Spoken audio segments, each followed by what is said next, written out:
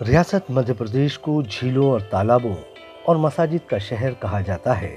لیکن وہیں شہر بھوپال کو بیگمات کا شہر بھی کہا جاتا ہے۔ ریاست بھوپال میں جہاں 9 مرد نوابوں نے حکمرانی کی، تو وہیں اس ریاست میں 4 بیگمات نے لگاتار اس ریاست میں حکمرانی کی ہے۔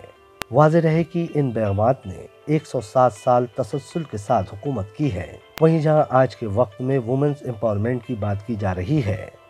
لیکن ریاست بھوپال کی بیگمات نے آج سے کئی سال پہلے اس کی شروعات کر دی تھی، جس کے تحت ان بیگمات نے ریاست میں خواتین کی تعلیم، ان کے لیے لیڈیز کلب، نرسنگ ہوم اور خواتین کے لیے پری بازار، جہاں مردوں کا داخلہ ممنوع تھا اور اس بازار میں خواتین ہی دکاندار اور خریدار ہوتے تھے۔ اس تعلق سے شہر کے مورخ رضوان انصاری نے بتایا کہ ویمنز امپاورمنٹ کی اگر بات کی جاتی ہے تو خواتین کو امپاور کرنے کا کردار ایک مرد کا ہوتا ہے، جسے ہم ہمیشہ نظر انداز کر دیتے ہیں، اور نوابین کے زمانے میں ان بیگمات کو آگے بڑھانے سے کسی مرد نے روکا نہیں، اور ریاست بھوپال میں جب بیگمات کی حکمرانی کرنے کی بات آئی تو اس پر کسی نے سوال نہیں کھڑا کیا، اور دھیرے دھیرے ان بیگمات نے خود کو پاورفل بنایا، اور بھوپال کی یہ بیگمات، جس میں سکندر جہاں بیگم، نواب سلطان جہاں بیگم، نواب قدوسیہ بیگم اور نواب شاہ جہاں بیگم نے اپنی حکمرانی میں اس ہر چیز کو سیکھا جو ایک مرد کو آتی ہے، اور بھوپال ریاست کی ان بیگمات نے اس وقت میں وومنز امپاورمنٹ کی عمدہ مثال پیش کی۔ ریاست بھوپال کی بیگمات کے تعلق سے اسکالر ویبھا راٹھور نے کہا کہ ہمارے شہر بھوپال کی بیگمات نے ویمنز امپاورمنٹ کی مثال پیش کرتے ہوئے شہر میں ایسی تاریخی عمارتیں تعمیر کروائی جنہیں صدیوں تک یاد کیا جائے گا۔ شہر کی تاج المساجد ہو یا دیگر محل، یا پھر ان بیگمات کے ذریعے سانچی کے استوپ کا پریزرویشن، جسے بھوپال کی بیگم شاہ جہاں کے ذریعے کیا گیا تھا، جسے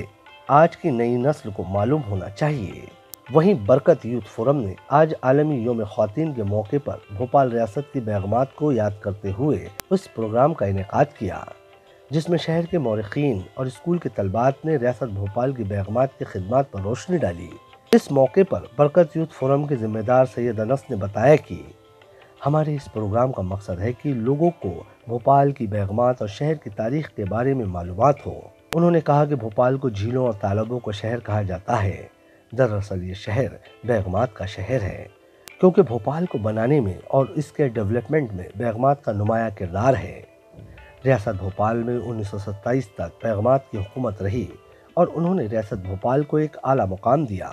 مگر افسوس شہر اور ریاست کے لوگ اس تعلق سے برابر جانتے نہیں ہیں۔ جب فائنلی جب بیگمات بننے کا، رولر بننے کا ٹائم آیا، اس سے پہلے تو وہ بیک گراؤنڈ رولر رہیں، ایز اے وائف رولر رہیں، ایز اے مدر رولر رہیں، سب کچھ یہاں پر رہیں، لیکن جب ان کا ایکچوئل رولر بننے کا وقت آیا تو بھی کوئی ان کا اپوز نہیں کر پایا اور ان کو ایز اے لے لیا، حالانکہ اس وقت ابتدائی طور میں یہ سمجھا کہ شاید یہ ان کے پیچھے ہم رول کریں گے۔ آج ہم کئی جگہ ایسے حالات دیکھتے ہیں، لیکن وہ ایسا ہو نہیں پایا۔ دھیرے دھیرے یہ ویمن نے اپنا پاور خود بنایا۔ جیسے شاہجہاں بیگم کی اگر ہم ادھارن لیں تو شاہجہاں بیگم صحیح معنوں میں اپنے آپ کو شاہجہاں ہی سمجھتی تھیں، اور شاید یہی وجہ ہے کہ اتنا بڑا کنسٹرکشن یہ تاج المساجد اور کئی ادنے جو کنسٹرکشن ہے جو ان کے ٹائم پر ہوئی اپنے آپ میں بہت معنی رکھتے ہیں۔ سب سے بڑی بات جو سانچی ستوپ کا جو پریزرویشن ہے، جو اتنا پرانا ہمارا عمارت ہے، اس کا جو پریزرویشن تھا وہ شاہجہاں بیگم کے بدولت ہی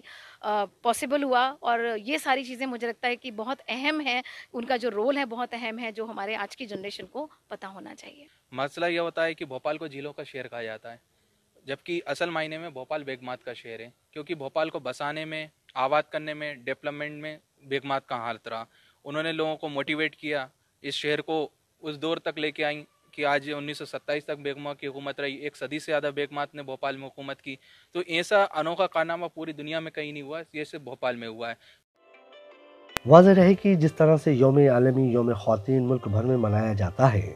اور خواتین کو بااختیار بنانے کی بات کی جاتی ہے، لیکن ریاست بھوپال کی بیگمات نے نہ کہ خود کو بااختیار بنایا بلکہ ریاست بھوپال کے خواتین کے لیے ایک مثال قائم کی، اور یہ ثابت کیا کہ خواتین اگر چاہے تو وہ ہر کام کو بخوبی انجام دے سکتی ہے۔ ای ٹی وی بھارت کے لیے بھوپال سے قمر غوث کی رپورٹ۔